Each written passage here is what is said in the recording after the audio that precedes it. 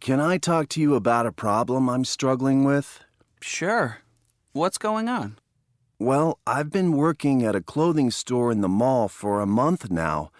Last week, I saw a guy I work with stuffing a shirt into his bag. When I asked him about it, he acted all innocent. Then this week, I caught him taking a pair of pants. This time he promised he wouldn't steal anything again and begged me not to tell the manager. So, what are you going to do? That's the problem. I don't know. If I told the manager, he would get fired. Yeah, but now that you know about it, if you don't tell the manager, you'll be helping him get away with stealing.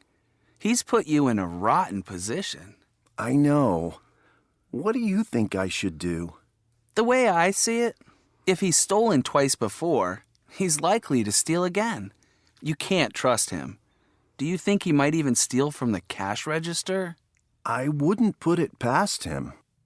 It seems to me that you may get yourself in trouble if you don't blow the whistle on him. Of course, it's your call, but if I were you, I would let the manager know.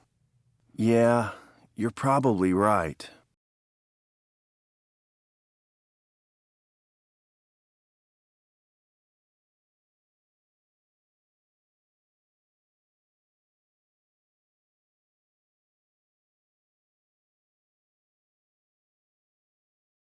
Mount Hood is the highest mountain in Oregon, a state in the western United States.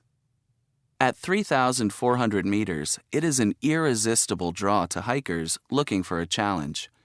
Inevitably, some of these hikers run into trouble.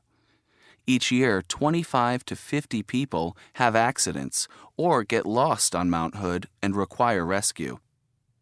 Although most of these are understandable accidents, a few result from reckless risk-taking. In one recent case, 3 experienced climbers went hiking in the middle of a snowstorm in December with minimal gear.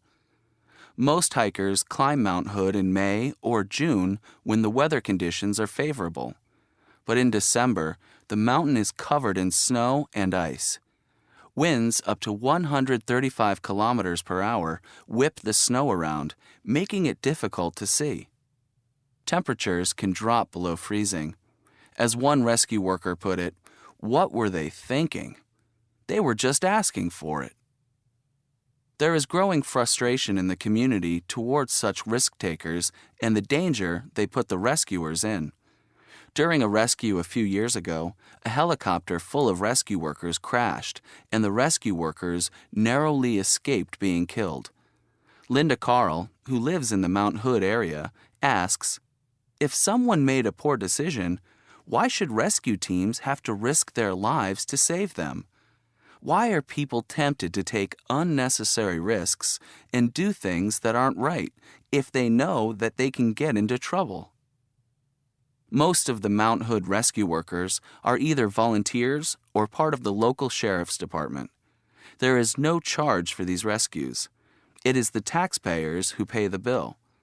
Some have begun to suggest that people who take irresponsible risks and require rescue should be charged for the rescue. They feel it is only fair that costs for things like damaged helicopters and medical care for rescuers be paid for by the people who took the risks. What would you do if you were the local sheriff at Mount Hood?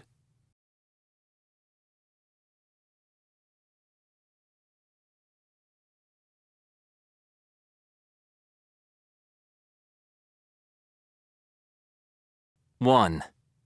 3 experienced climbers went hiking in the middle of a snowstorm.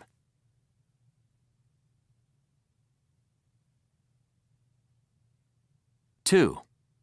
The weather conditions are favorable for hikers in May and June.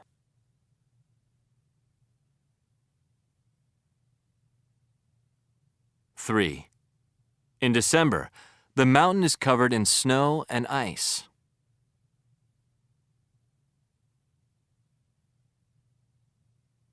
4. Temperatures can drop below freezing at this time of year.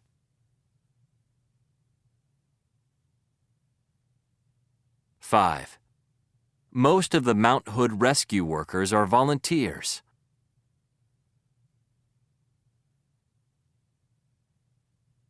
Six. There is no charge for these rescues.